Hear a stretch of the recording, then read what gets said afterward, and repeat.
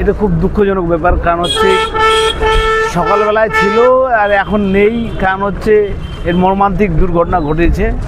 যারা অপরাধী আর কি তাদের শাস্তির জন্য অবিলম্বে পুলিশ প্রশাসনকে আমরা একটা ডেপুটেশন দিলাম এবং ব্লক প্রশাসনকেও দিলাম।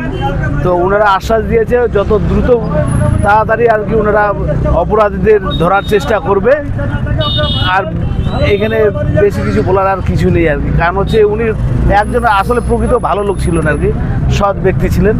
কারণ হচ্ছে আমরা তো ভালো করেই চিনি উনি কোনো ক্রাইমের সঙ্গে কোনো একদম অঙ্গ প্রত্যঙ্গ হয়ে কোনো রাজনীতির সঙ্গে যুক্ত ছিল না। কারণ হচ্ছে তৃণমূলের শিক্ষক সংগঠনের ব্লক সভাপতি থাকলেও উনি রাজনীতিটা সেরকম পছন্দ করতো না। তো রাজনৈতিক ওর মানে দুশ্মনও ছিল না বা ওনার পারিবারিক কোনো শত্রুও ছিল না, আমাদের জ্ঞান তো নেই আর কি।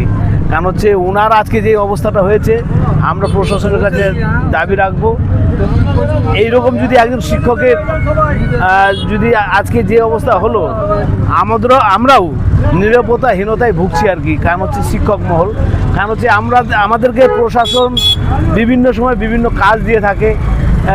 সেন্সাস SIR করলাম, সেন্সাস করতে হচ্ছে, আবার ভোটের কাজ করতে হচ্ছে। কারণ হচ্ছে হয়তো জানি না উনি তো এইগুলো ডিউটি পড়েনি, কিন্তু আমাদের যে শিক্ষক মহলের এই ডিউটিগুলো পড়বে বা পড়েছে তারাও কিন্তু প্রাণ ঝুঁকি নিয়েই হয়তো কাজগুলো করতে হবে। প্রশাসনের কাছে আমরা দাবি রাখবো মানে এটা জেনার মানে দেখে ওনাদের নজরে আর কি ভালোভাবে।